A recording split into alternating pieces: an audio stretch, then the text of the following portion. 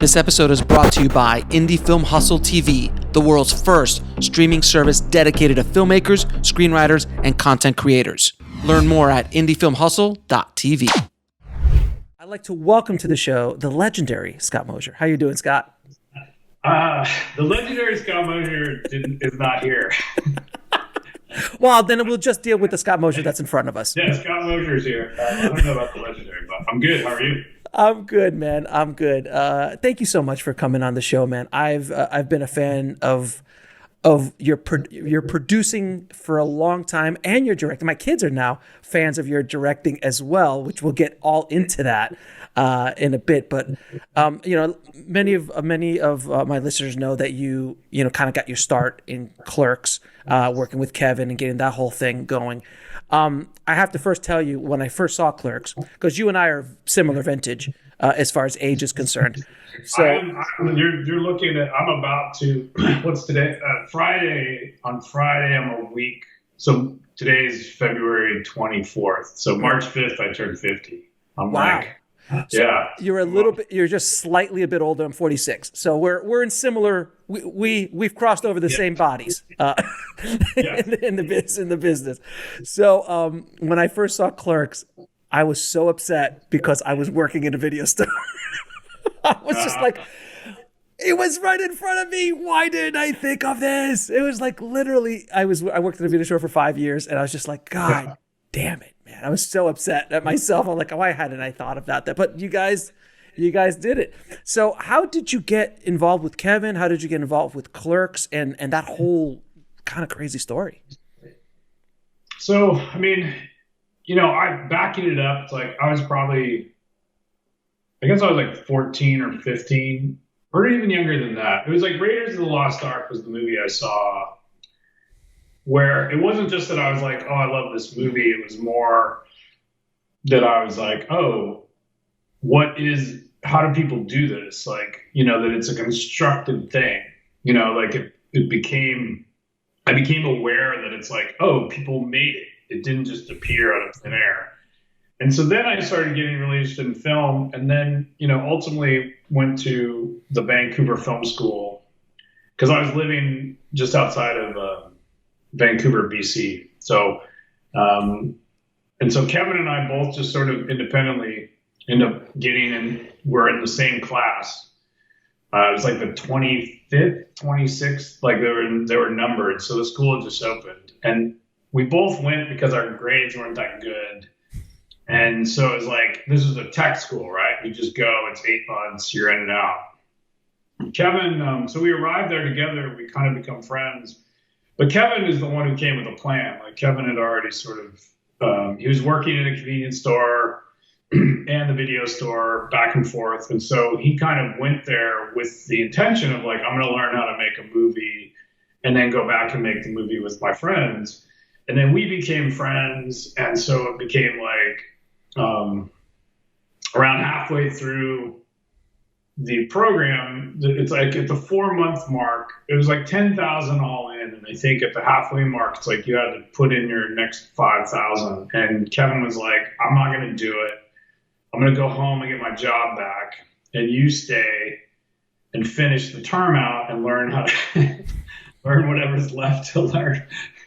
As far as like, all that was really left in the back half of that 4 months was we switched into doing these sort of narrative 16 millimeter shorts. So you worked on like 2, I think, or 1. No, you just worked on 1. And so Kevin left to save the money to put towards the movie. And then I stayed, and that's when Dave Klein was in our class, who was the cinematographer on Clerks. And we had kind of known each other, but as soon as Kevin left, like then Dave and I started hanging out a lot. And so by the time we graduated, so it was like March of 92, we start class. October, we finish. And Dave and I are friends. And then after that, we started making like, there's a bunch of people, there's like a community of like people who'd gone to the school and they were making short films outside of the program. And so I was editing one, I was the editor on one, and I was the dolly grip during the shoot, and I was cutting it at night, and Dave had shot it. And so we were all just kind of around, but Kevin, in the meantime, I remember working on that short when I was the dolly grip for whatever reason. And that's when I read Inconvenience, or the first draft of Clerks. So that was like probably November of 92. So we meet in March of 92. By November of 92, I have the draft for Clerks. And then from there, we were going to shoot earlier, but then there was a big flood, and Kevin's like house was flooded, and his car was flooded, and so he couldn't do it. And so we postponed it till March. And then I was prepping in the morning to rent equipment. Like, I was getting up like really early at like 5 a.m. to call houses in New York to rent camera equipment. And we had sort of talked to, I mean, there's a lot of stories, but we had talked to, we had talked to one DP who was in New York. He's an older guy who had his own pat lighting and et cetera, et cetera. And I remember Kevin and I was talking, and like, this is totally, I mean, look, it all worked out. So, but I remember being like, I remember distinctly feeling like, oh man, like, if there's that one guy who knows everything and we're just complete neophytes, it's like, it kind of, we both were a little bit like, it feels wrong, like, or it feels like, it just felt like the wrong mood to have this person who was always like, you can't do that, and you have to do this, and you have to do that. I think we were just selfish and scared. Ignorance was bliss. Yeah, it truly was, like, kind of like, and then Dave, and we knew Dave, and we're like, well, let's have Dave, let's bring a lot of people who know nothing together. So, I mean, on paper, this sounds fantastic as an investment. So we were talking of, it really does. Black and white movie about clerks, no star power, cost about $27,000 if I'm not mistaken. Yeah. First time DP, really. I mean, other than shorts, first time director, first time producer, first time cast. Essentially, you had no actors. Yeah. First time. So again, on paper, solid investment. Everyone lined up. Everyone's just like, how much money do you need? Yeah, they were like, they wanted to give us $1 million, and we're like, no. We only want 27,000. Let's not get crazy. And then, and also, I just recently found out that Dave was the DP on The Mandalorian, so he's done okay for himself. Yeah, I mean, Dave, Dave went on to shoot like most of the seasons of Homeland, and now he's on Mandalorian. Like, yeah, he's sort of, his career in the last has just taken off, and he's doing, he's been nominated for Emmys. Like, it's just amazing. But yeah, we were at that point, that's why Kevin ended up paying for it.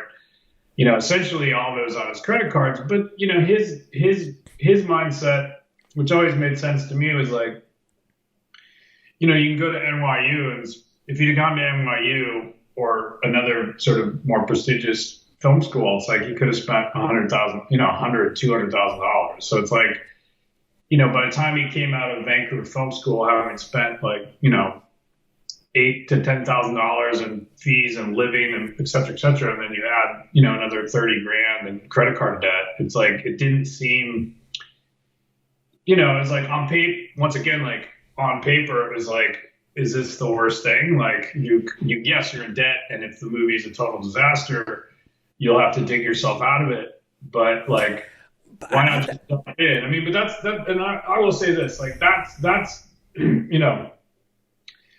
not me. That was Kevin. Like Kevin's always had that drive, and like to make that sort of like leap, he made the leap of like, I'm just like, fuck it. Like, I'm just going to do it, and like start racking up, like getting credit cards. I mean, look, I grew up in the 90s, and you guys were part of that first wave of true independent. Like that, what we consider independent film today was created starting in '89 with Sex Lies and continued with Clerks and El Mariachi and Reservoir and that whole, Linkletter and Slacker and all these guys. and when you guys were making Clerks, it hadn't really hit yet. Sundance was Sundance, but it wasn't Sundance. Like, you guys helped create the mythos around Sundance with Clerks and Mariachi, and then of course all these other films that came around that time. So there wasn't even kind of a blueprint for what you guys were doing. Like, it wasn't like, oh yeah, we're going to submit to Sundance, and then obviously Harvey and Miramax is going to pick this up, and we're going to get a fat check, and our careers are like, that wasn't even a thing yet. So the risk that you guys were taking was not only crazy. Looking in hindsight, like on paper, it looked horrible, but it was really brave and stupid all at the same time. 100%. But I will sort of like, unfortunately, punch a hole. Please punch away. Because there was actually like an absolute blueprint, which was Slacker. You're right. I guess Slacker did. You're right. Slacker. So Slacker comes out. Kevin sees like, here's the Slacker blueprint. Kevin goes to New York, sees Slacker, loves it, and he's like, if that's a movie, I can make a movie, right? And then from there was like, there was enough examples. I guess you're right. We were really early, though. Slacker, we were super early, and we definitely became like part of the sort of Sundance mythos of like the ultra low budget kind of like film from nowhere, and then Filmmaker plucked out and sort of, given a career. Like, we're definitely all part of that. But there was enough, right down to the fact that Kevin was like, there was an article about Slacker that he had framed on his wall, which was Rick had made the movie and then showed it as a in progress screening at the IFFM, which was the International Feature Film Market, and Amy Taubin did this sort of wrap up article every year and picked a few movies, and she had picked Slacker, and so that really was the blueprint. Like, Sundance was technically not the end zone. The end zone was to get to IFFM and screen it. So we had that blueprint, and then there was another article I remember written by Peter Broderick, which was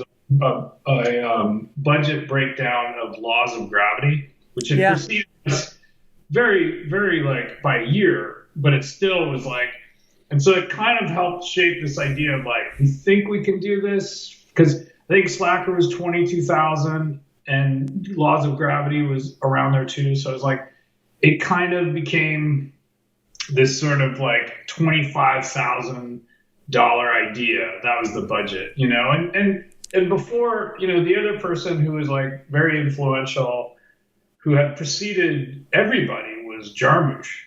Mm-hmm.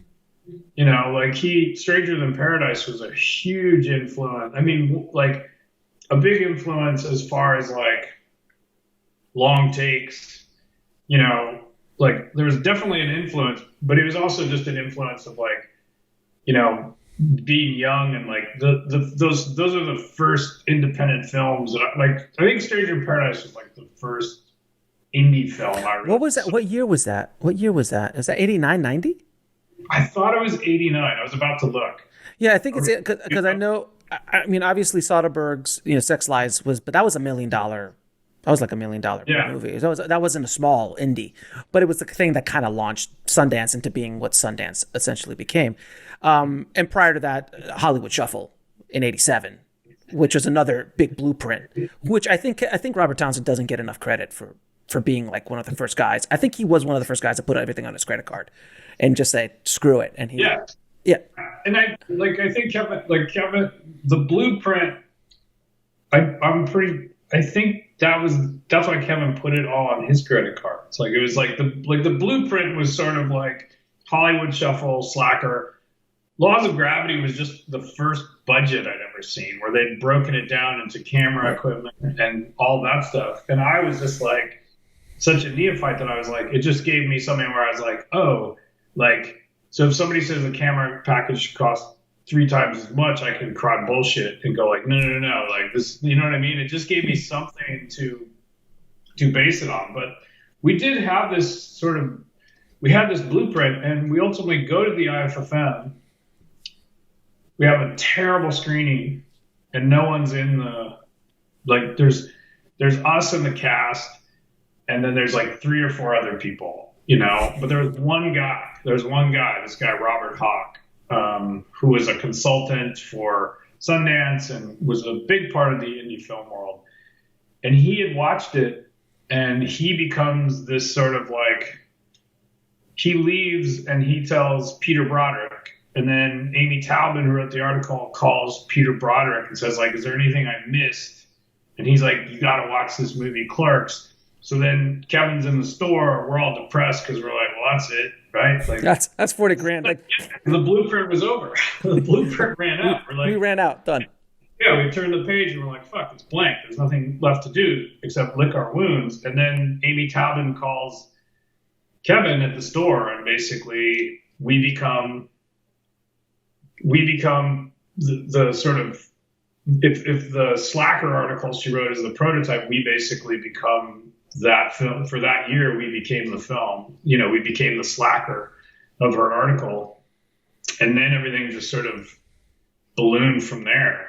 Everything was just like, and it was all, look, it's all, so much of it was word of mouth, because it was like, from Peter Broderick, Amy Taubman, like, it just became like Larry Kardish from MoMA, and then John Pierce, like, it just, then the film just starts, like, then people are advancing things without us doing anything. And we're just sitting back, like watching, like, roller coasters, like, up like this. You're just like, what the fuck's happening? And you're just along for the ride at that point. Yeah, as soon as as soon as we get to Sundance, the only thing left is like, will someone buy it? We still didn't know that. And there had been sort of screenings prior, so some of the studios had seen it, and it was really like, well, we have to have really great screens to see it. So that was the only thing kind of left. And then once it's bought, then it's truly like the roller coaster of, like, but it was really, it's something that the experience from beginning to end was so incredible. Like, it was like it was written, by the time we're in Cannes in Critics Week, and Kevin and I are like trying to avoid going to the awards dinner because we didn't want to dress up or some stupid shit.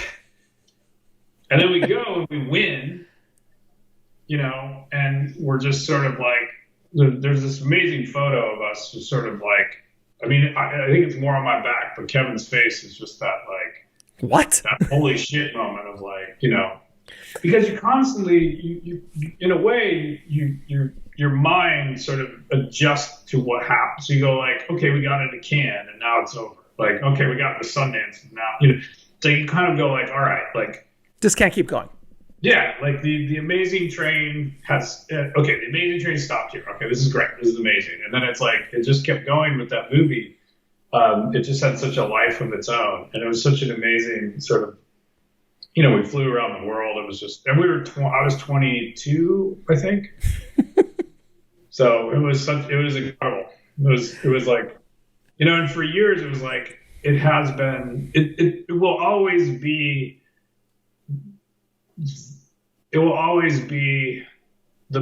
this incredibly special experience that nothing can really touch for reasons of like, for reasons that aren't the fault of any other film I've ever worked on. It's just, you can't re-experience something for the first time. It's like your first love. Like you can't re-experience your first love. You might not end up with that person or whatever, but that moment and that time and your age and where you are in the world and your evolution and all that stuff, you'll never, ever get your first kiss. Like that's something you'll never get your first. So Clerks was essentially your first time. it was the first time, and it was amazing. It was like, we were in Cannes, and I remember there was a Miramax boat, and then next to it was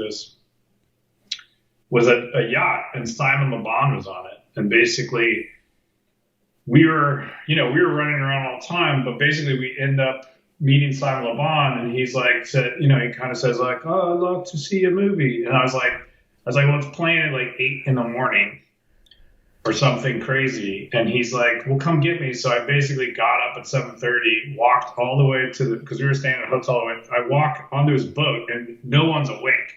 So I rouse Simon Le Bon, who's like, and I take him to this and I walk him into a screening, you know? It was just, and he's like, that's like bizarro world kind of stuff. Like you can't even write that. Yeah, exactly. It was just such an amazing experience. And there's been so many movies, there's lots of great experiences, but it was being that young, right? And watching these doors open into a world. It's like that's the thing. You only walk through the door once. And that was like such an amazing experience of walking through the door into this sort of world that, we generally are, it's presented as, behind a velvet rope, so to speak. So it's like, you only kind of get to walk in there once. And that was Clerks. Now, the one thing that I want everyone listening, and I think this is an issue that I dealt with most of my filmmaking career, and I think a lot of filmmakers still do, is they'll look at stories like Clerks and Slacker and Mariachi and that kind of time period, and they'll make films today thinking that that's an option. Meaning, like, what would happen to you? Like, I always consider you guys like a lottery ticket. Like, you guys won a lottery ticket. It was the right place, right time, right product. And that goes along for all, like Slacker and Mariachi. Like, if you guys show up today with Clerks, do you think you can cut through the noise? It's hard to say. What I will say is, like, something always cuts through the noise, right? Like, there's always something that cuts through the noise, and part of it is definitely luck and timing. It's like part of it is luck and timing, because as our career went on, like, releases of movies is also about luck and timing too. It's like you can sort of make a great movie and it gets released at a bad time with a bad marketing campaign, and it doesn't sort of like, I think it's like, it's a time we're at right now. Do I think that a film like Clerks, well, it's like rated R comedy and all that's like, so much of that has grown since we've sort of come on the scene, and there's so many actors in that world that I do think it would be harder to cut through, because and what Kevin was like, whether people think he's the voice of a generation or, like, I'm not arguing that point, but he was a voice from that generation that was unique and specific. And that's the thing that in addition to luck, there's a combination. It's a formula. It's not just the one thing. It's a bunch of different things that hit together at the same time. People who are out there going, like, you can't. If people who look at Clerks or Slacker, it's not like Kevin looked at Slacker and was like, I'm going to make Slacker. He more was like, oh, that's a movie that's a vision from Rick Linklater. Like, then Kevin was like, but this is what I find funny and this is what I enjoy doing. And he poured himself into that and had a unique voice. And, I'll always say this, which is, Kevin had been writing for years and years and years and years since he was really young. So by the time he's 22 and writes a script, it's like, it's just fucking better than, everyone who's 18 is like, I'm going to write scripts. And then, it's just because I read those, I wrote those. Like I tried to write a script, like, holy shit, like this is, because I had Kevin, who was just a much more developed narrative writer. He's just kind of new, and you could see it on the page. So I think there's a lot of, luck is so many things, but, the pursuit of a unique voice, right? Mm-hmm. The goal shouldn't be like, what do I have? Or it's like, let's just make a movie. Like, let's make Clerks in a like valets. Let's make valets. And it's like, you can go ahead, but unless being a valet is this very personal thing where you can convey something to the audience that is unique, then you just become like a knockoff movie, you know. And I think like I think when people sit there and go like, hey, let's make something cheap, it's like, well, make something cheap and personal. And that combination that combination at least has the chance to cut through the noise, right? Because you're doing something that's like, you have to, and some people's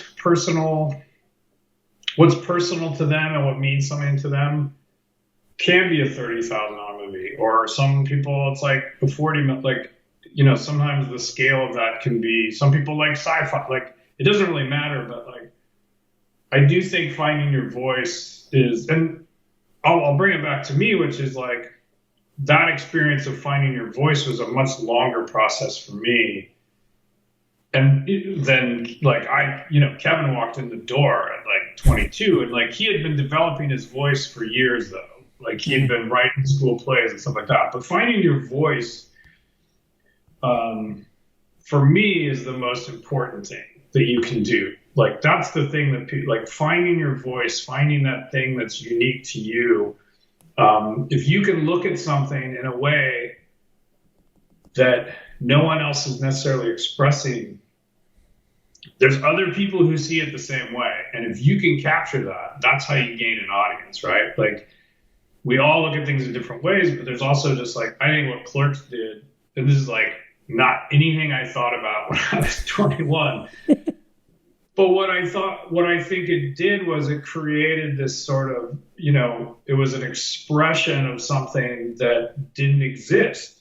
And there was this huge audience that was like, it does exist. This is how I talk to my, like this is what we think is funny. This is when we bullshit with our friends. Like, and that's the part where it's like, there's all kinds of luck that has to come into it. There's all kinds of timing. And we as filmmakers, like, I believe what you have to focus on first and foremost is like, what's the unique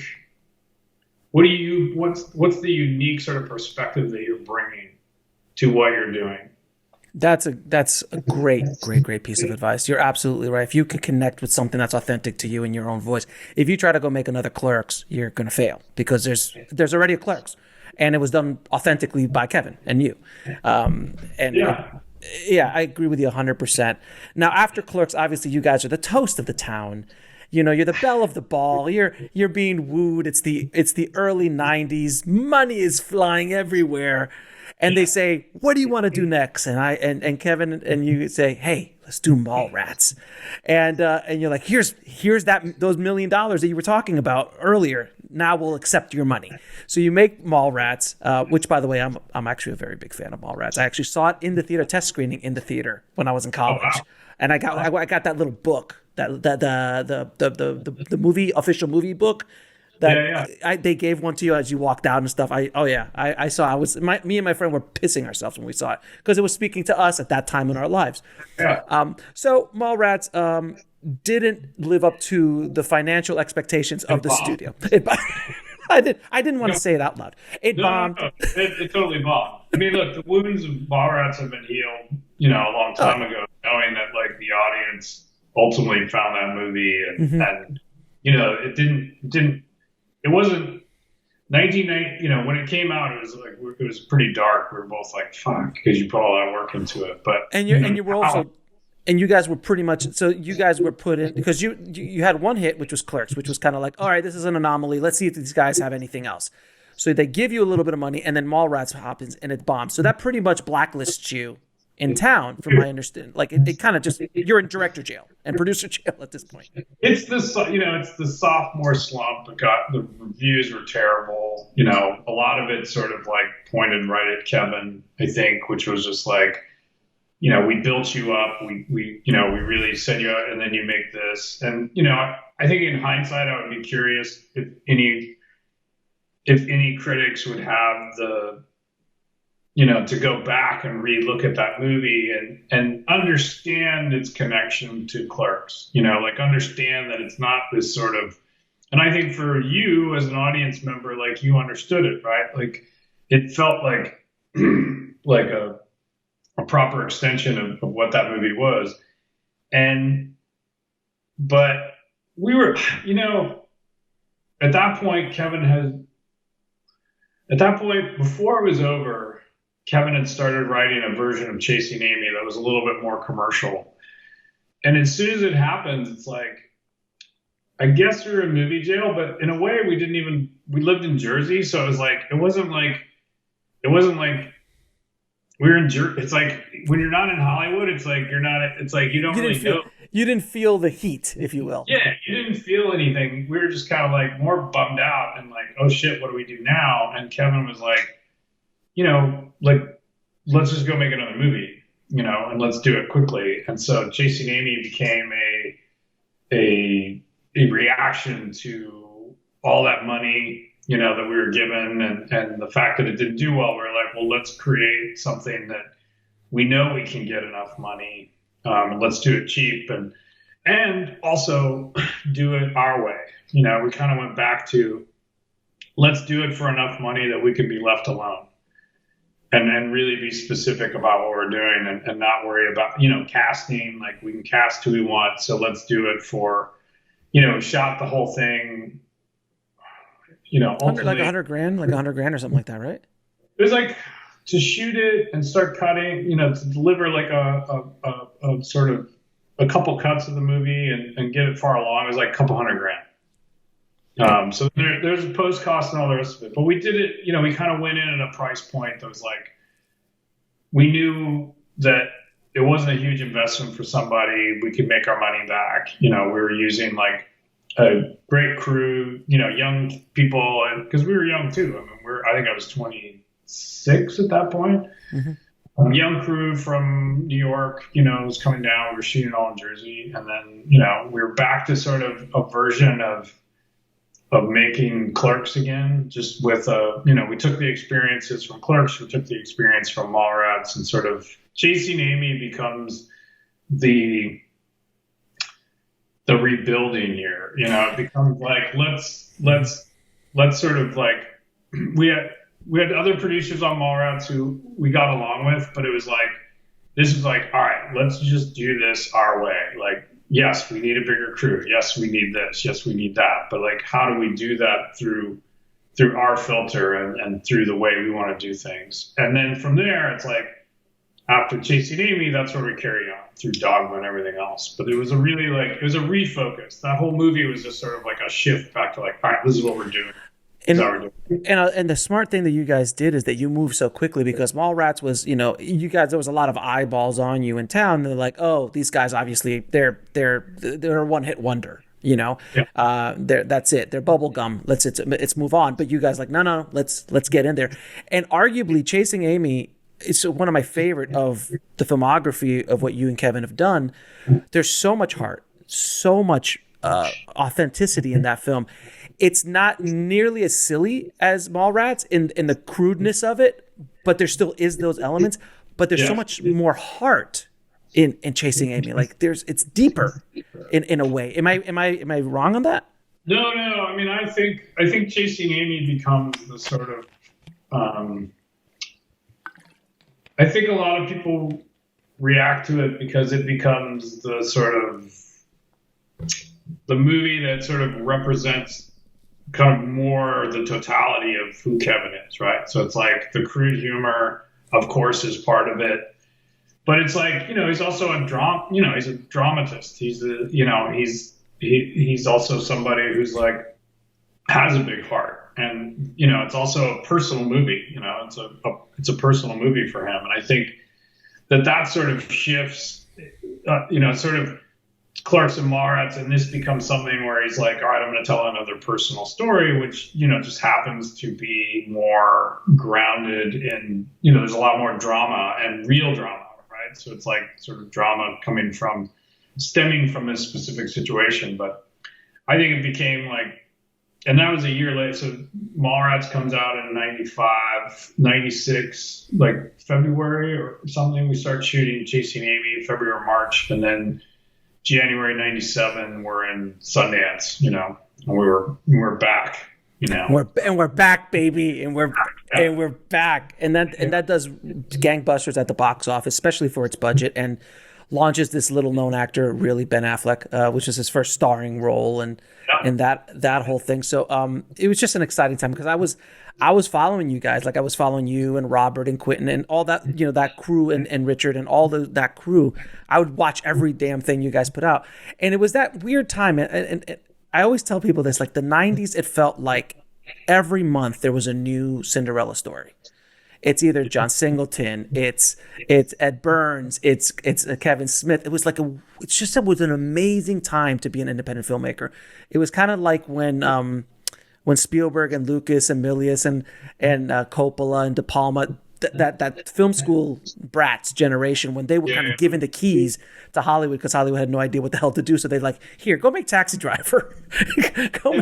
And you guys kind of had that run in the 90s. It was that from like 89 to like 98, 99, there was that run that was just so many amazing filmmakers came out during that time.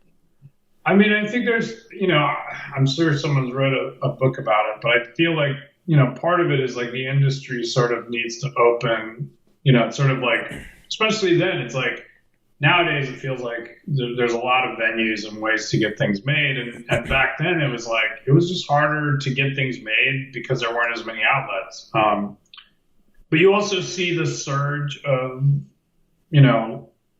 Fox Searchlight. So there's more sort of like, there's more outlets for these movies. There's more opportunities, but also it felt like like in the 70s, the business was kind of like, how do we make money? Yeah. Like, what do audiences want? Like, there's also a generational thing to me, which is like the industry has to open its doors every once in a while to let in the new generation of voices that they don't necessarily understand. Like what was happening in the 70s. It's not like those guys who were making movies in the 50s and 60s necessarily understood like that the audience wanted to see Easy Rider, right? Like, right. Easy Rider kind of opened the door for all those guys. So like they said, wait a minute, this $200,000 movie went on and made like, $10 million or whatever it made. They were just like, we don't know what the hell's going on. Let's give it to these guys. The Scorsese and the Spielberg kid. Let's give them that shark movie. Yeah. It just became it's like audiences change. I think it's always like some combination of, audiences are changing and younger people come up and it's happening now. Like there's, I'm almost 50, so it's not like I'm the young buck anymore. And there's a whole generation of people coming up that have been influenced by totally different people. And, they've all had the internet since they were born. Like, all of these influences change what people's tastes. So it's like, and I think in the 90s, there was a sense of like, coming out of the 80s, it was like this need of like fresh voices and, something that was more reflective of the generation coming up. The Gen X guys, we're Gen X guys. That generation was like, it was, the 90s were fun, man. The 90s were fun. I miss them more now than ever before. When you could just go to a movie theater, that was nice. Yeah. Well, that was like last year. Yeah, I know, right? You didn't have to go all the way back to the 90s, but yeah, the 90s we had a lot, I had a lot of fun in the 90s. It's funny, no one ever talks about the 2000s. You never hear like, oh, the 2000s music. Like, no, I know those songs and I know those films, but the 80s and 90s in the 70s, 80s and 90s kind of get that. They have their own thing. But the 2000s is tough. And like the 2010s was another. But is it just that it's too young? I don't know. Oh, no, don't worry. It'll come back around. Like right now we're in our 90s nostalgia. And I think now people are starting to kick into the early 2000s. It's like a 2-decade run because remember when the 80s was like all the rage, like everything was 80s. And 80s is still cool to a certain extent. But I remember when it was 70s, like in the 90s, the 70s were kind of like a thing. And there's like a 2 to 3 decade delay. Well, I think we're old enough where it's like at a certain point, like we're not nostalgic. Part of it is because like you and I will probably never have nostalgia for the 2000s, right? Because we were just too old. Right. Like once you hit 30 or whatever, it feels like you sort of cease being, it's like you stop like living in this, or you stop reflecting back in nostalgic terms. Like You're right. the 80s, I graduated from high school in 89. So the 80s was like when, the movies and music, you're sort of, what I think is like the 80s for me, the 80s and 90s was this explosion of I'm ingesting massive amounts of art in the form of movies, music, photography, like everything. Like the 80s and 90s, like I would fucking watch like when I was I would watch 4 movies a day. Yep. It's this massive period where you're taking things in, partly because, you're not great or you have an outlet to like put things out. So you're sort of like, you're amassing all this stuff. And so I think that's why it has such a strong influence on who we are. Like, I think back to the 80s and 90s, and like everything I do today, it's like, it feels a little bit referential to that time, but part of it is because like that is when the synapses were really forming around like, and these sort of large touchstones like land in your head during that period. And then by the time I get to 2000, like I don't have all these sort of cultural touchstones of like, I was listening to music and watching movies. I was doing all that stuff. And there's great movies from that period, great music and all that stuff. But it's still like, it doesn't have the same sheen to it because it wasn't during that sort of explosive period of like, getting your driver's license and kissing, like everything's new.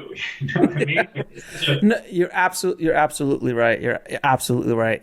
Now there's a few films that you produced that I'd heard of a couple of them, but I didn't, when I started doing research, I actually went into it, and there was a group of 4 features that you produced: Vulgar, Drawing Flies, A Better Place, and The Big Helium Dog. Yes. I've seen some of Big Helium Dog, which was shot on like VHS. I don't beta. Like, what was that shot? I think they were all shot on 16 millimeter. Really, they were all shot because I guess the copy that I saw was so bad that it looked like you shot it on video. I'm like, why did they shoot this on video? This makes no sense. But the other ones were shot on 16. So, some of the people in that, like you had the Broken Lizard guys, you had Q from Impractical Jokers, and Baba Booey, Brian Lynch. All these amazing people. Can you tell me just a little bit about those 4 movies? And because they were kind of in a short period of time that they were all made. I think it was after Chasing Amy, and we had sort of signed a deal with Miramax, like an overall deal. And part of what we threw in was like, hey, we want to make these micro budget movies. It sort of in a way to sort of like, our career was sort of, the movies were getting bigger, the budgets were getting bigger. And we were like, well, hey, let's sort of, with some of the people we know that have scripts that they're writing and stuff, like, let's go make some of these micro budget things in the 20, 25 range. Basically Clerks budget. I feel like we got $100,000 to make 4 movies, and we sort of, and then the relationships was, Brian Lynch, had worked on Chasing Amy. Vincent Pereira had been around since Clerks, who directed A Better Place. And then Vulgar, Brian Johnson was Kevin's friend for a long time. So all these movies just became an extension of that moment. We were like, oh, well, let's go sort of make some of these movies. And, and it did. It happened within like a 2 or 3 year period, and Brian was the one who knew the Broken Lizard guys, he kind of had connections to them. And Brian Quinn had just worked at the office, so like he had worked. I was talking to him the other day. Like we've known each other for like 25 years. He had sort of come in to work at the office. Like he was in charge of like. Back in 99, if you got a T-shirt sent in the mail, it was Brian Quinn who did it. That's where he was. And he was working at VSQ. Yeah, he was working at VSQ at that time. And so all the people we kind of knew, and it was like, we loved independent film, and so we were like, let's go make some of these movies, and they're all very different. And Vulgar got into Toronto, and they all had various degrees of success, and then I think it was like my memory of like why didn't we keep doing it was a lot of it was a lot of like it was almost too much work. Like I mean, making a movie is not easy. Yeah, I mean, look, it's not like we were on set all the time, and I think it was just a matter of like we made Dogma. So we're heading into Dogma, and then the Clerks cartoon's happening, and it's just like the amount of work we're doing is expanding, and then suddenly, like, to maintain those or to keep them going just felt too much work. But it was really fun, you know? And now, is it true that there is just no copies of Big Helium Dog anywhere? I mean, Brian Lynch has one. But no, I just saw an interview say, but he doesn't have one. He said he didn't have it. I'll ask him, but as far as I know, he has a copy of it, but it's not been released. But it's not available anymore. It's never been released, and I can't remember why. There was some clearance issue, but it was never released. Now the rest of them were. It has a hell of a cast. It has a hell of a cast. Now I don't know what happened to it. It was off and on through the years. It was like music clearances, or there was something that was sort of hanging over its head, and it just never sort of. I thought he must have a copy somewhere. I have to believe. I mean, he's the director. Yeah. He's got to have at least a VHS copy of it. Or now it's like fucking Raiders of the Lost Ark to find the thing. Exactly. Yeah, I don't know. It might be. I'm sure, like, or View Askew or somewhere. There's got to be a copy. I do not have a copy. So one day it will get leaked online, just like Deadpool did accidentally. Now, you also got involved with another little known film as a producer called Good Will Hunting, and that was one of my favorite films of that time period. And how did you get involved with that? And how did you was it Ben that brought you in on that? So we were on Mallrats. We met Ben, and at that time, we were aware of who he was because, like, the whole saga of Good Will Hunting was in the trades, where they had sold, like, Ben and Matt had sold the script to Castle Rock for a bunch of money. So it's like, other young guys like sell script for a lot of money, and so it was on our radar. And then through Mallrats, we became friends, and my memory is that, like, during that period, we met Matt during a sort of internal screening on Mallrats. But basically what we found out is that Castle Rock was going to put it into turnaround because the guys are attached, but they wanted to attach a director that the guys weren't excited about. So basically there was a big turnaround cost, and they sent us the script, and we really loved it. And we had just signed our overall deal at Miramax. And so we sent it to our executive, John Gordon, and we were like, this is fucking great. You guys should make this. Like, you should meet with the guys. There's a turnaround cost, but you guys should act fast and dive all over it. And so it happened really quickly. And that's, our job. We really were just like, we had just signed a deal. So we became a sort of conduit to get it there. Mm-hmm. Hype it up and get everybody excited, and then it happened really quickly. So by the time Chasing Amy happened, all of that was done. Like, basically the movie was at Miramax, and they were doing rewrites, and they were also like I remember like meeting with directors. There was before, they wanted Gus to do it because they had met Gus, and Gus wanted to do it, but then it was like Michael Mann and a couple other directors. That would have been Michael Mann's Good Will Hunting would have been a very interesting. There might have been a couple more guns, just a couple. There would have been there would have just been all guns. But there would have been a shootout with Will Hunting, which is that great sequel, Good Will Hunting 2 Hunting Season from Jade Silent Bob Strikes Back. What a great Michael Mann version in a totally different way, but.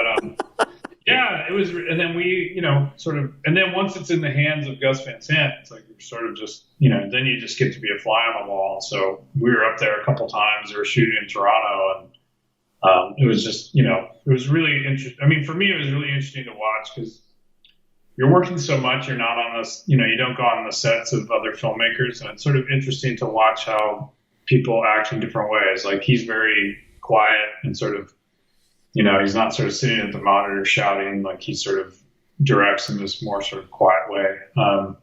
Yeah, I mean, that film was like, I remember seeing we went into New York to see like the director's cut or whatever. And it was like, I mean, like it was basically 95% of what the movie ended up being. Like it was just so, like he just knew what he wanted it to be. And it was so specific and like, it was just incredible. Like I remember just being, you had chills. You were just like, wow. Like so good, man. That movie's just so good. Yeah. Now during this time, I think you were heading into Dogma. Did you guys know that this was going to be as controversial as it essentially became? We knew in the sense that, at that point, Miramax was owned by Disney, and Disney was like, we're not going to let you make this movie. So it's like, it wasn't like we kind of entered into it. The writing was on the wall a little bit from the very beginning, that like there was a real problem.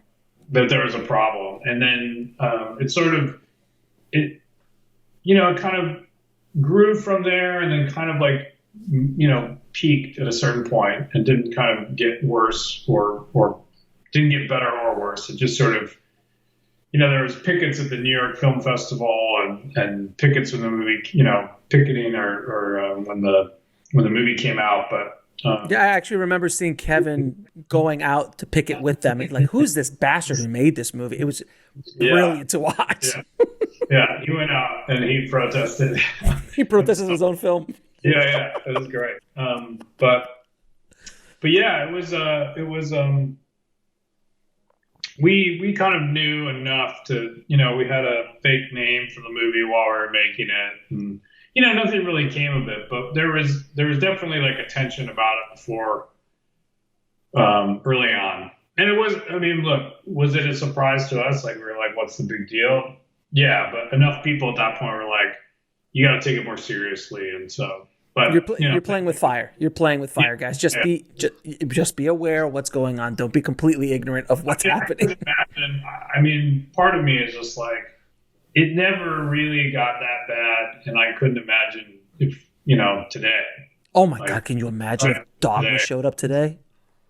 Like I think that just partly with social media and all the rest of it, it would just be. I mean, that's part of the thing too, where it's like even a protest has to like be ignited, right? It needs fuel. And I think like it was still 1998 and it's like there just wasn't it was still just like people, like 10 people in front of a movie theater and everyone's just driving home going like, whatever. Yeah.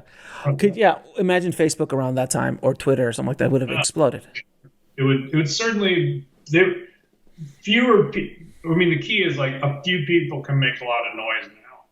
And and I think back then it was way harder to do. So it's just sort of the momentum of what happened around the release, it just kind of was like, it was kind of gone very quickly. Now, another film that you produced, Jersey Curl, was unlike anything I'd ever seen in the sense of the attention that you guys were getting, like while the movie was being made because of Ben and Jennifer's relationship, or Benifer as they like to call it. I mean, the pressure of you guys as the filmmakers must have been like, dude, I just want to make a movie. And it all of a sudden turns into this thing that it's not even about. Like it's about Jennifer. We got to cut Jennifer out of it now because she had this thing with Gilly or the other thing that they, so like you got caught up in this kind of tsunami that was not even your fault or even initiated by you. You guys got just caught up in the Benifer tsunami. How do you deal with that, being like in the center of a hurricane like that, when you, Kevin, were dealing with that? Ultimately, like with everything in life, it's like you get to a point where you're just like, well, there's nothing we can do about it. Like, there's nothing you can do about it. Right. Like at the time when we started the movie, it's like, their relationship just started, so on one level, you're like, well, this could be great for the movie, right? Like, there's no, you don't know either way, and then by the time we get to the test screening, it's just obviously not going to be beneficial to the movie because people had such a strong opinion of the two of them that transferred onto the movie itself. And then it was kind of after the first test screening where we're like, well, there's nothing we can do. It's like there's really nothing we can do. It's like the audience is not going to be enamored with this, and so like it did become about trying to. And look, you don't want to be in that situation. You don't want to be sort of fueled by or be making creative decisions based on just sort of like a negative response that your audience has to the actual individuals and not the characters. But you also, there's nothing you can do. It's like once you're sitting in, and it was enough. It wasn't like there was two people. It wasn't like there was like a couple that like were like, we fucking hate those guys. It was like it was palpable. You're like, all right, like we can keep testing this thing. And it wasn't like, no, there's going to be a whole other audience. It was like, we love them and we hate them. It wasn't even like, it was just like, generally people were like, we don't want to necessarily watch this. And so, you try to pivot off of that and try to maintain, the story you want to tell as best as possible. But ultimately it's going on in the theater. Ultimately an audience is going to, and if it's keeping the audience, unfortunately it's like, it's not what the movie's about. So you're like, right. If it's keeping the audience from sort of interacting with or sort of being receptive to, what the heart of the movie is, then, you have to make that decision of like start to trim that part of the movie down and get into the sort of the rest of it. And so it was definitely frustrating, but, I tend to believe like, the energy you spend battling things you just have no control over is just, a lot of wasted energy. And that is the words of an almost 50-year-old man saying that. And I completely understand what you're saying, because there's just stuff when you just can't get until you hit a certain age or experiences in your life. It's like there's that great saying of like, worrying is paying debt on money you don't owe. That's great line. Great line. Yeah. And that's sort of, it's like, and you can apply that to like worrying about things that you have absolutely no control over is paying debt on money you don't owe. Like you're just grinding in this sort of thing. And look, we were younger back then, so I can probably impart these ideas because like you go through enough experiences where you're like, oh wow, there really was nothing we could do. Like that component of the movie was this exterior issue right. that existed outside of us. We couldn't reach into it, and like we couldn't recut their public persona. Right? Like, that was the thing about it, is because a lot of times when there's controversy in the film, like Dogma was generated by you guys. Like that's just the nature of the story. And there was a controversy and all of that stuff. And even Zach and Miri Make a Porno, that had some controversy too, because it had the word porno in it. Like it freaked people out. But again, generated by you guys. But this was out of your control. Like it was completely exterior. And I think also people were just so exhausted of seeing those two together. We're just like, we don't want to see a movie with these two now. Like it was just so much. And you guys just got caught up in that wake. Yeah. I mean, look, there's Hollywood, couples in Hollywood getting together, making movies has been an incredible publicity benefit, and it's been a bad one. And it's like it's not like we came to that moment. If we'd all come to that moment and they were like, every time two stars are in a movie together like this, it's a disaster, then obviously there would have been enough people in the room going like, don't do it. But it wasn't that. It was like there's cases in both sides. It's like it could either be a boon or it could be bad. It's like it could be Mr. and Mrs. Smith, exactly. Which was exactly the same kind of Brangelina and that whole thing, and but it fed that movie, and this one it just sucked and hurt the movie. It was just really weird. We got to a place, and by the time the movie comes out, it's like there hasn't been a sort of turn. But basically, from the time we started moving on, it's like the public is fickle, and they'll sort of change their mind, and so they change their mind, and you sort of sit in the test screen and go like, all right, Like, what are we gonna? Like, there's nothing we could do. We could be mad at, like, it was hard. You couldn't really focus your ire on anybody either. I mean, you could try, but once again, it was just that situation. It's Don Quixote essentially hitting the windmill at that point. You're like, there's nothing you can do. There's nothing we could do. Like I said, we couldn't. If we had the ability to go in and reshape the public persona to make it all good again, we could have done that and kept the movie the way it is. But we couldn't do that. The only thing we could control is the content in the movie, sort of, trim back their sort of relationship at the beginning of the movie, and but it ages well. Like, you watch that movie now, it's aged very, very well because you're so far removed from that ridiculousness that now the movie can live on its own. So I was just always curious about that. And the movie is ultimately about him and his daughter. It's about him and his daughter. That's what the movie's about. And so, it ultimately, like you said, it sort of, I think there's probably I don't think even trimming back some of the beginning stuff was the end of the world. I think there's probably like another version of the movie that's more of like maybe a slightly extended opening, maybe putting some of the stuff back in there. But I think overall it's like, it didn't sort of break the movie. Let's put it that way. Exactly. Now, we've been talking all about you producing and making, view askew kind of films and all that kind of stuff. But then, out of left field, almost, I start seeing that you're writing Freebirds and getting involved with that, and then co-directing The Grinch. And how the hell did you get into animation? And, like, how did that work around town when you walked in? Like, I think you were saying, like, aren't you the Clerks guy? Like, why are you in animation now? Yeah.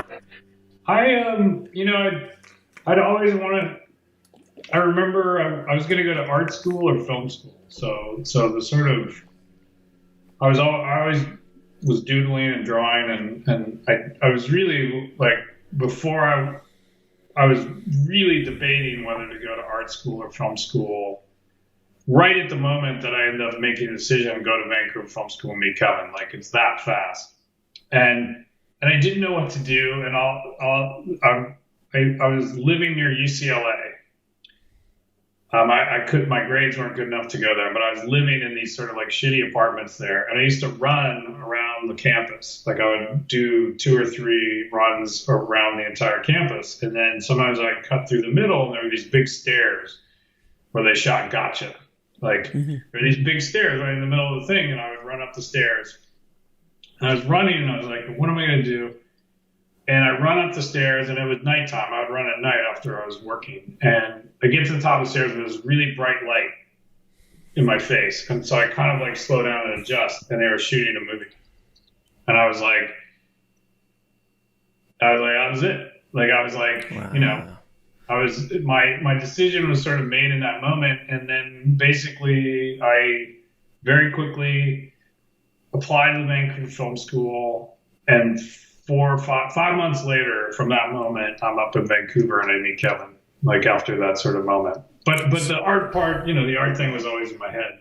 So, in other words, if an animation cell would have fell out of a window and hit you in the head, you might have never gone on that ride. There's a life drawing class up there. I'd have been like, oh my God, like, this is what I should do. This is a sign. It's a sign. And so I go to film, but I'd always been interested in it, and I've always loved animation. But the big moment was, I remember Kevin and I, because of Jason Lee, got to see The Incredibles before it came out, and it was a special screening, and I loved animation, and I thought that Toy Story, and I'd already sort of, like, I was really interested in this sort of new technology applied to this sort of classical 2D. And so I saw that screening, though, and that was the thing where I was like, oh, I want to do, like, I really love to do this, because it felt like, oh, this is a movie. Like, it really felt like a movie. It was like, it's an animated movie, but the camera work, the performances, like, it just felt like, oh, you could just make a movie.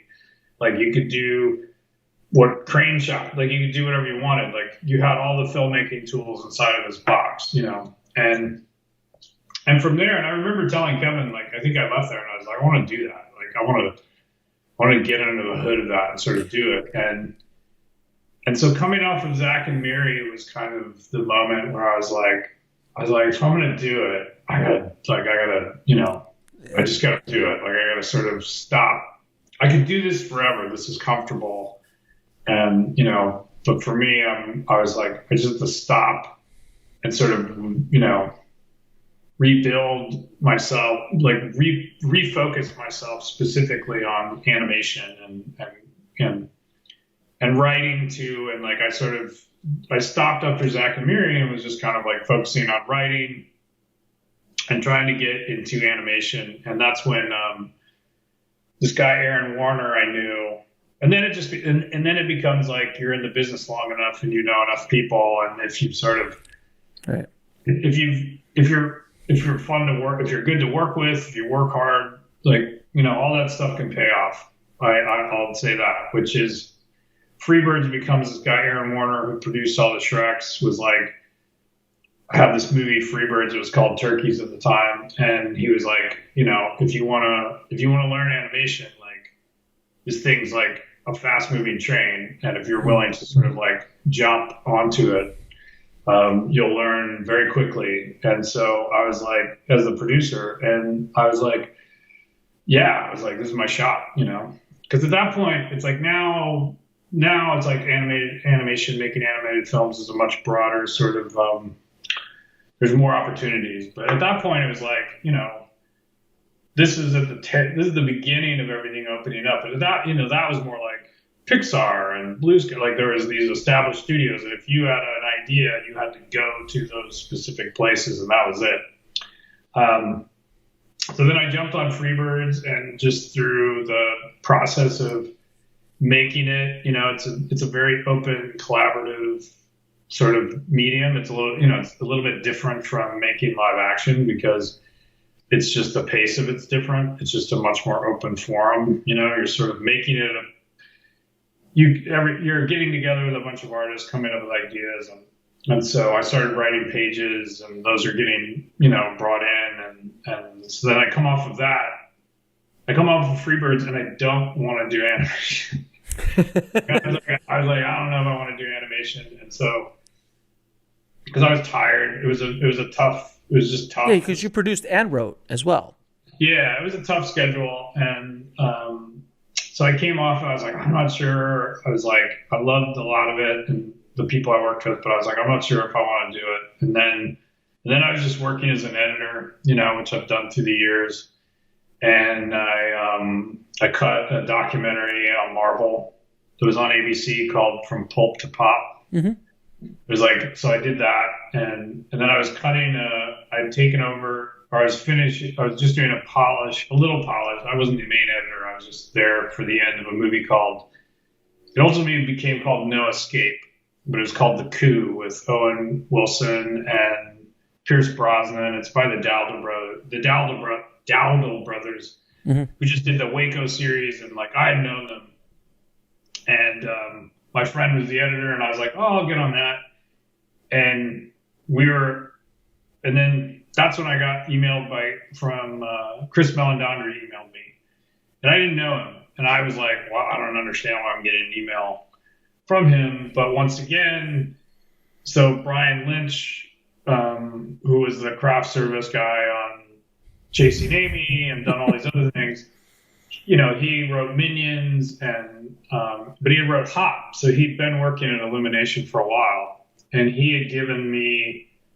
He had given Chris my information, and Chris was like, hey, because Illumination at that point was like, they were making more movies. And so it was like, as opposed to one every 2 or 3 years, they were trying to do, 2 a year. Like they were just, and he was feeling like, maybe I'll bring in for the first time, like a producer, like an independent producer to help me sort of manage projects. And once again, I was like, I don't know. I'm not sure if I want to do animation. And the Dowdle brothers were just like, the edit room that we're in was like a block and a half from Chris's office. And they were like, They were like, dude, like, what the fuck? Like, go walk down the block. And I was like, all right. So I went, and then Chris and I hit it off really well. And we met 3 or 4 times. And then we met a couple times before The Grinch came up. And then he showed me some artwork. It'd been going on at that point for 6-7 months or whatever. And so we went back and forth. And then finally I was like, yeah. Like I really got along with him well. And I was like, yeah, I'm going to do it. So then that happens. It's so funny because when you talk, as you're talking, a lot of filmmakers listening, a lot of times they think, oh, it's about the agent, or it's about the manager, or about, this or that. And it's about relationships. I mean, seriously, the craft service guy who, if you would have been a dick to, yes, would have never recommended you for that job, because you never know where anyone's going to be. And I've had that happen to me in my career, where they were my interns and then they all go off and are directing movies and have all this amazing career. It's so remarkable that just the craft service guy, what is it, 15 years later, 20 years later, something like it's like 24 or 5 years later, and I had kept in touch with Brian. Like sure. Like he'd send me scripts and I'd read them, and we had kept in touch. But yeah, that was it's about relationships. That was the seed of it. Of like that someone like Chris was like knew Brian and was like trust his opinion, and then he's like, who do you know that might be good about? And I had come off of Freebird, so I ultimately had some experience at that. Right. So it's like I had some experience, and I was even honest with Chris. Where I was like, I honestly don't know if I want to do animation. It's the worst job interview ever. I was really like, I don't know if I want to get into this, but like I said, I really kind of got on with him. And then, when he finally brought up The Grinch, when he brought up The Grinch, I was torn too, because, I love the Chuck Jones version. Mm-hmm. I grew up with that. And so I was like, oh man, like, I don't know if I want to be the guy that fucked this up. I don't want to be the guy that screws up The Grinch. Yeah, like I was like, if it was just the book, it's like at least you're like, oh, like he didn't do a good adaptation. But it was like there was a lot of things for it. There was the beloved Chuck Jones classic, which was in me too. But then I was like, but it's a really cool opportunity to sort of build out a different version of it, and also build a bigger world. That was like part of what we were doing, is like, oh, we get to really explore Whoville and really expand on it and make this sort of a more expansive experiential movie of it. So and it did okay at the box office. Did okay. It ultimately did well, yeah. About half a billion according to IMDb Pro. So not bad for a job you didn't want. The credit goes to so many people. Sure. That's what's so much fun with animation is it's like there's so many incredible artists, from layout to animators to the sort of concept artists and art directors and the vocal talent. Like there's so many people. That's the greatest thing of animation is like, it's like you spend years and years and years. And just when you're like about to shoot yourself, going like, if I have to fucking look at another storyboard, it's like, then you start to see like, then it's like right when you're there, it's like you start animating. And then right when you're sort of like going like, oh, they start lighting and rendering. And like, it's like right when you're sort of getting tired and going like, when do we get to see the final? And, right when you're just sort of desperate to see final images. They always seem to pop up, and you go like, oh, okay, this is why we're doing it. Because it's like, it does just look incredible. It's like when you get to sit in dailies and see the finished stuff, it's just so amazing. But it's like, you have to be patient. No, and now it's a system. I mean, when they were coming up, when Disney Animation was kind of setting it all up, they didn't even know what they were doing. But like now there's a system, and I have a good buddy of mine that worked at Disney for 12 years as an animator. He did environments, he was a lead in environments, and I would go into Disney Animation and I'd walk around and I'd see the different departments, and I'm just like in awe. It's just in awe of what you could do. And as a director, because I know that they did this at Disney Animation, is they would have a board up and they would give the directors a stack of cash, of like paper cash, and they would have all the sequences of the movie up, and they go, you can put money on what sequences you want to spend a little extra money on, but this is all the money you get. So they would get to choose, like, this action sequence I want a lot more attention to, as opposed to just let's kind of get it through. And does anything like that happen, or that was just a Disney thing? That definitely did not happen, because I would have just walked out with the money. You're like, I'm done. I'm out. Yeah. I'm like, I'm going to put it in my pocket. And it was fake. Scott, it was fake money. It was fake money. We could talk about this later, but I'm going to take my wife out too much. No, we didn't do that. I mean, it's something that, those conversations are sort of collective. Right. You're sort of, and I mean, to me, it's just something you inherently know, whether it's a live action movie or a right. Or an animated movie.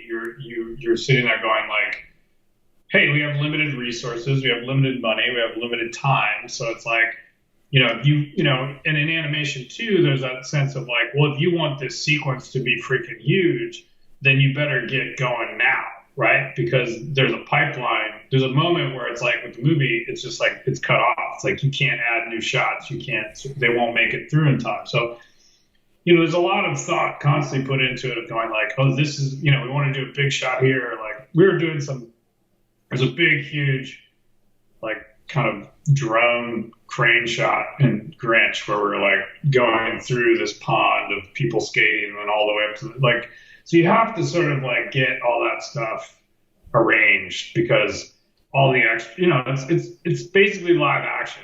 You have to sort of make sure that you've made those decisions to be like, oh, we want to set the tone here and want to do that here.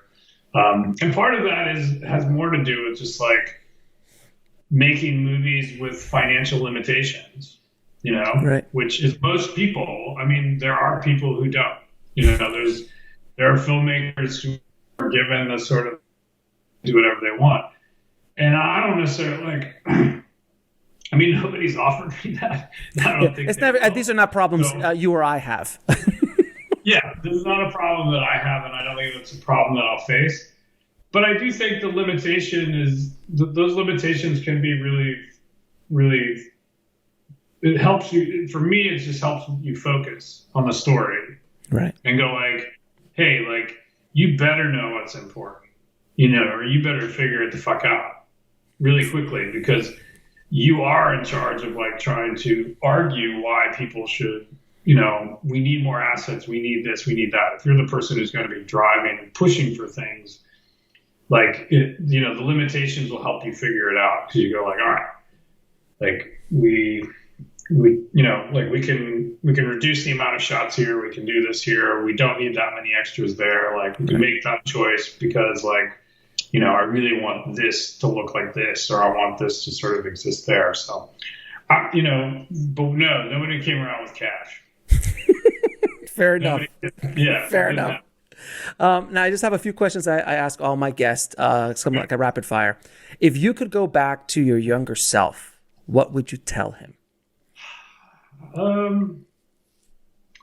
Somebody else asked me this recently. Not to, like call you unoriginal. Scott, I'm quite offended. No, it's okay. I meant like more like somebody just asked me this, and it's probably more insight into the way my brain works. Is like I take it so literally. It's like that. I'm like I don't think I would say anything. I don't know what I would say. I don't know what could, because everything I know is or every like conclusion I've reached that has any value in my life is because of the experiences I went through, Right. and I think you could go back to your younger self and be like, buy Apple. I guess that would be buy Apple at $7. Buy Apple at $7. Buy Facebook at $30. You have $3,000 from your car sale. I know this won't make any sense, but buy Apple. Like, No, I'll buy buy a fucking- in 2021, there's going to be a GameStop. Buy GameStop. It would probably be that. Like, as opposed Fair to enough. me giving me any fucking advice of like how your career. Because here's the thing, like my career, in a way, makes no sense, even to me. Like it's not like there's no linear line. Like I can't point to it and tell somebody like, This is what I did. You should do this. yeah, I was just like I followed my curiosity, which is what I do now. You know, I still just sort of go. I'm not sort of. I'm driven by my curiosity of like animation or this or that, and I kind of like, which is why my IMDb page is kind of a weird mishmash of producing and documentaries, and you know, like I love documentaries. Like I'll go in that direction. Like, you know, I sort of follow. I'm not like I make horror movies or I make, you know, rated R comedies. Like I just love from the time I was a kid, like I just love film. I mean, my sort of taste in music is the same as taste in film, which is really diverse. I just watch a lot of different things, and so. Yeah, I mean, honestly, at the end of the day, you know, I try to hack the whole like, what's the path I can take? Okay, should I try to do what Kevin did? No. Okay, maybe what I do what Robert did? No. Okay, maybe what I do with Richard Linklater. Like, and I'm not the only filmmaker. We all do that. Like at one point, you know, you start looking at other people. Like you guys were doing it with Richard. You guys were doing it with Slacker. Like literally, that was what you were trying to do. But at the end of the day, it's a lot of luck, right place, right time. Like you happen to run into Kevin Smith. You two happen to gel. He happened to have a script about Clerks, and off you go. And it happened in the early 90s when that was a fertile ground for something like that to kind of take off. Like you said, would that, if it would happen in 85, is there I don't know. does it happen in 2005?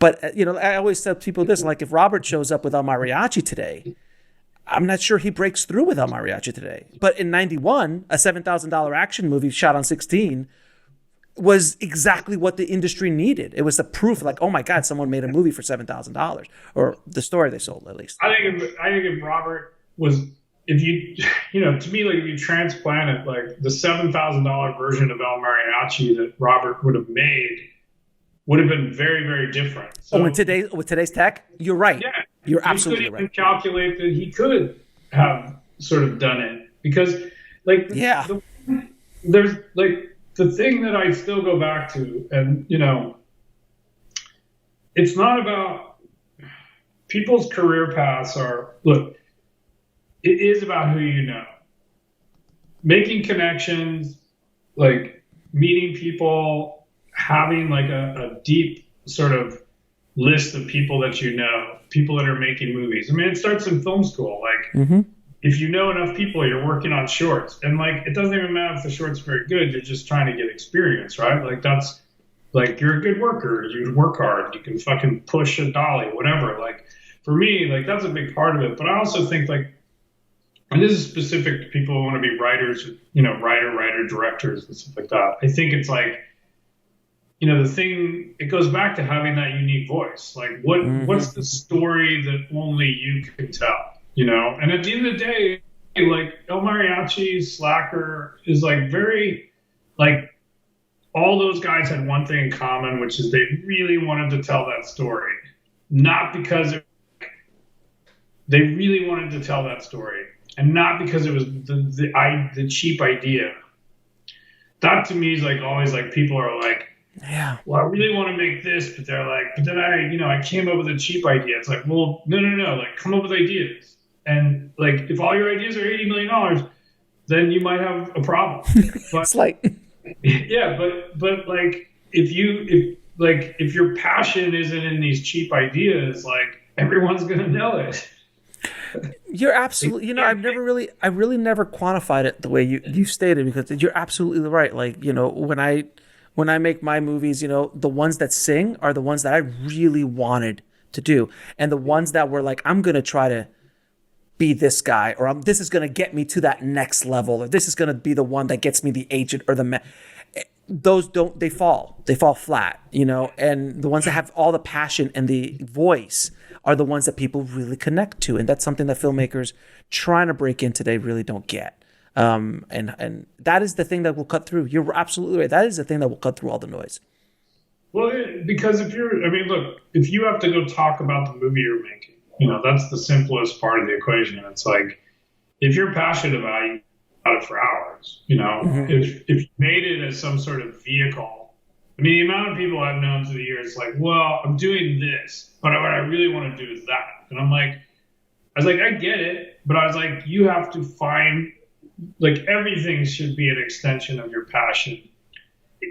You can do things just to learn, right? Those are the two levels. If you want to go make a film that you're just like, because you can afford to do it and learn and become a better director or become a better whatever, there's value in that, right? But you have to know that the end result of that is that you learned.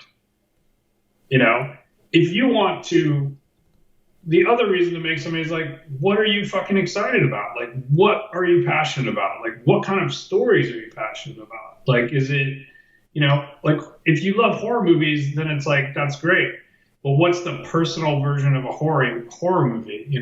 I mean, if you look at Jordan Peele, it's like, that's why those movies are fucking amazing, because they're personal. Like, it's not, he didn't invent horror. He basically was like, but this is my perspective of what a horror movie is. Right. And suddenly everyone's like, holy shit. Like, you are the only version of you. And I'm not saying you're a unique snowflake, but we're all unique snowflakes. We're all unique snowflakes. Your perception or your take or your sort of joke on, like, if you throw something on a table and everyone makes a joke, like, there'll be 10 different jokes, right? Like, that's what makes you different. And the more you sort of push yourself to find that, and that to me was a very long process. Like, at 21, like, I did not have a voice. And it was, having Kevin was like such a great, that was part of the benefit of standing next to Kevin, is because I was like, that's what a voice is. Like, that's what it means. That's what it means to have a voice. That's what it means to cut through the noise, right? Because all the rest of it is noise. And so I was very aware of how long it would sort of take me to develop my own voice. Like, the whole time I was like going like, that's a voice, right? Kevin's a voice. Like, no one can argue that. You may not like the voice, but the motherfucker's got his own voice. Mm-hmm. And, a million people, the Coen brothers, like all, Richard Linklater, all those guys. Yeah, they all have a voice. You're absolutely right. Even Robert, who makes those kind of action but that's his voice inside all those movies. And that's that becomes you can learn how to edit, you can learn all the technical stuff, and all that stuff is smart. Like, that's basically just making you better at your job. But if you want to tell your story, if you want to be a writer director, you really have to find the most important thing you can do is find your voice. 2 last questions. What is the lesson that took you the longest to learn, whether in the film business or in life? Just find your voice. Next question. Find the voice. To find your voice, and like, part of the reason about finding your voice is that through the process of finding your voice, what you will do is create confidence in what your voice is. It's like there's all these positives that come towards really taking a deep dive and be like, what kind of stories do I want to tell? Like, what do I get emotional when I watch? Like, what do I want to recreate on the screen? Like, some of those basic questions of like, oh, when I watch, like, I love to make people piss their pants laughing. I like to make people shit their pants from fucking like scary. Horror. Like, if these are all like, we're all here because we're like, movies make us, movies evoke emotions. They make us feel things. And I really, like, for me, part of the process was going like, well, what are the things that I love to feel when I'm watching a movie? And therefore, that's the thing that I want to recreate in my own movies. And so locating that, like, what's the thing that you're like, oh, fuck, like, when I go watch a movie and and like I'm terrified, like I just walk away and I'm joyous. I'm so excited. If that's it, then you should focus on that. Like if you're like, no, I love to make people feel like life is worth, like I like to make people cry. I don't, like all those things exist, and it's almost like finding your voice. To me, is more about focusing on like what's the emotions that you like to evoke in the kind of content you're making. Because that's part of like what will help you fill out the kind of stories you want to tell, which is like, what's the emotional impact you're looking for? Anger, rage, love, like all of those things. Like those are the things to sort of think about. So yeah, finding my voice was like probably the biggest thing. And 3 of your favorite films of all time.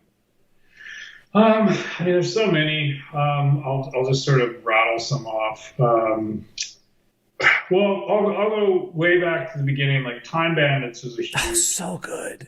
Terry Gilliam, such a huge. The ones that like, for me, it's always like ones that shift your perception about what a film is, are the ones that really stick in my mind. And there's tons of amazing movies that don't necessarily do that, but like Time Bandits was a big one for me.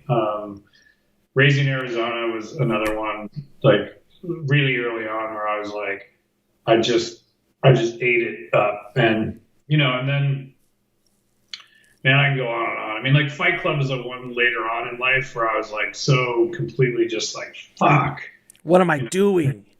Yeah, just like fuck, I want to watch, like, and then I just watch it like 100 times. But 8.5 was another like just mind-blowing sort of experience from like, where you're in that space, you're like, this is a movie. Like that was the exciting part about being young, is like you're constantly like watching so many things, and that experience of being like, wait, I'm constantly redefining what a movie is through everything I'm watching. Like that's the sort of, those are the movies. And like Time Bandits, Raising Arizona, 8.5, and Fight Club was one where I was like, fuck, I was sort of being like, oh, okay, like I'm kind of pivoting and going like, this is a movie. I mean, I've had Jim, who wrote Fight Club, on the show, and I just geeked out with him and Fincher, and basically anything Fincher does, you just walk by and just like, what are we doing, really? I mean. Yeah. And I've talked to some amazing filmmakers, and anytime Fincher comes up, they just say, it's like, I don't even know what we're doing here. Yeah. It's having one of those, like, it's like Kubrick, when Kubrick would pop out with a movie, just like, what am I doing? Yeah, 100%. Scott, man, thank you so much for being on the show, brother. It has been an absolute pleasure talking to you, man. And I wish you nothing but success exploring your new wants and things that excite you wherever you go. And I hope that IMDb account gets a little bit more broad and crazy. Me too.